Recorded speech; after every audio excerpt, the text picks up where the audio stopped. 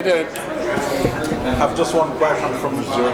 Okay. And I would like to ask you, can you remember your training? How was the training with Marco Ruas back in those days? And Pedro Rizzo. plus, do you think we are going to see Marco Ruas as a UFC Hall of Fame someday? And why? Okay, so first of all, training with Marco Ruas and Pedro Rizzo, freaking phenomenal, because Pedro, he's a big striker, a tough striker. He actually, and I came clean one time in the documentary that we were filming about him. We were training, and he had a really hard liver kick on me. And I remember looking at the clock, because I thought, if he touches me one more time here, it's not going to be good for me. So I start throwing a lot of crosses on purpose, because normally when you're hurt here, you would never do that. So I was trying to get inside his head like I wasn't hurt, throwing a lot of crosses, and he took the bait. So he didn't realize it, so I finished the round, and I was very happy. And yes, Marco Ruas, he should be in the Hall of Fame, the king of the streets. I mean, come on now, this guy is such a freak.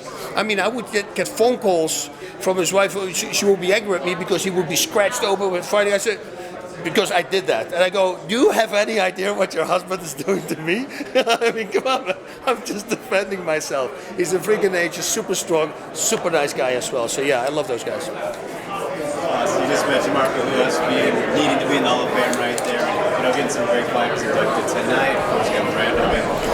Who are some other guys that you think we should get in there soon? Well, we were talking about it, Frank Shamrock. I think, he's the 5-time UFC champion. I think he did pretty amazing. I know there's some heat between the organization and him, I think, but this is the moment to bury the hatchet, and to just give him what he deserves. That's what I would like. Definitely. We're getting GSP in, which, one of the greatest of all time. I'm curious for you, what is your favorite GSP fight?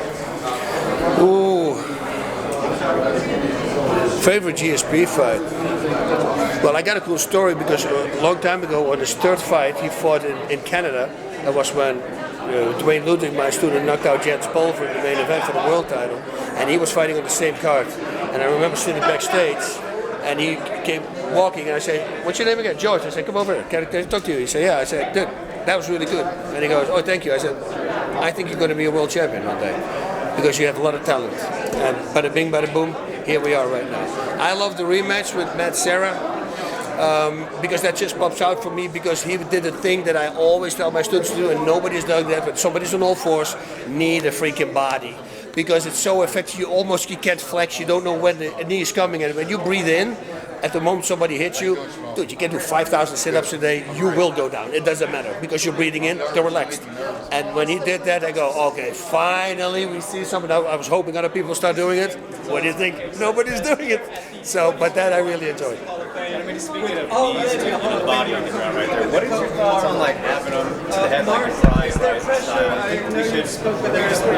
Yeah, I'm all for knees to penalty kicks, no. Soccer kicks, I'm not. Knees, yes. Knees are, because knees can knock you out. For me, you can actually, now we see knockouts by elbows, but we didn't see that for the first 20 years. You saw it a few times, but most of the time was superficial cuts. A knee will knock you out. So take the elbows out, because if you win by a cut or lose by a cut, it's not really a loss. You want to bring it to the street fight level as close as possible, right? On the street, you're going to stop if you have a cut? Of course not. You're going to keep on fighting. You see what I mean? So a knee, though, will knock you out. As that guy, I mean, how Igor Vovchanchin when he was kneeing him in the face, So yeah, knees on the ground, I'm all for it, and maybe even take the elbows out. Better, of course, to have both. Definitely. It's UFC 266 fight week as well. Is there a fight you're looking forward to the most? We have plenty of good ones. Oh, Shevchenko, I'm always a big fan. Of course, Diaz-Lawler is going to be great. And Ortega, just to see him back now against the champ, see what he's going to do. And that's going to be nice, because if he beats him, then he's going to have to face probably Holloway again. And how did he improve on that? This is a guy who always keeps learning, Ortega. His boxing is phenomenal, which we didn't expect because he's a jiu-jitsu guy. You see what I mean? And I think that he can go very far. He's a crazy good talent. Definitely. And one last for me, there's a big, exciting kickboxing fight coming up. Alistair Overeem going back to kickboxing against Rico Verhoeven. What are your thoughts on that? That's a hard one, man, because Rico Verhoeven is just much younger. And he's been kickboxing the whole time, while Alistair was out of it. Not kickboxing. And he's been kickboxing against MMA guys. K1 or Glory for now, it's the same pretty much. those guys is a whole different level. If you keep competing against guys like that, you know, and not like lesser guys in striking, not saying they're bad, but I mean, that is the highest level of striking, you know, so the smart bet would, of course, go to place your bet on Verhoeven. But then again, you know, Alistair, he's got that freaking punching power, kicking power, knee power, whatever he hits, if it connects, it's like Ivan Drago, whatever he hits, he destroys. You know, it's what they say. And that's the thing with Alistair, he's never out of a fight. I'd say he was really impressing me also, not this last fight, but the fight before. I mean, he was 42 years old, and performing like this, yeah, it's very impressive. But like I said, the smart bet would go to Rico Verhoeven. You know, we're talking about GSP here, and up until just recently, people were still hoping he might come back and fight. Do you feel like once you're in the Hall of Fame, that's it, your career is done, or do you feel like somebody can come back, fight after that? You see, now you said it, because now if he comes back, he will be the first person who is in the UFC Hall of Fame and made a comeback. So if he hears this, he's probably going to go, maybe I should be that first person. So listen, you can never tell with him, because he's still in incredible shape. He still works out every day. So this guy is always on. And like actually the fight against Oscar De La Hoya, I was there. I was working with him on Karate Combat when he got the phone call to fight Oscar De La Hoya. And he goes, I don't know what to do. I said, dude, you should take this fight 100%. You can't lose. But if you lose against a professional boxer, but you're not going to lose. I think you're going to win this fight. I mean, you're much better.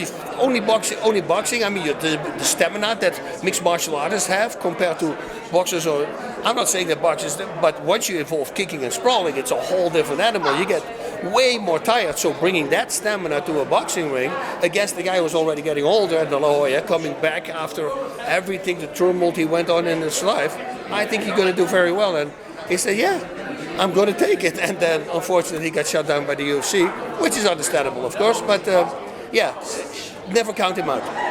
Okay, so when he comes back, it's on you and I. It was our idea. When he comes back, we're going to take credit for it. Yes, that's what we're going to do. It's because we did that. All right, cool. You're welcome.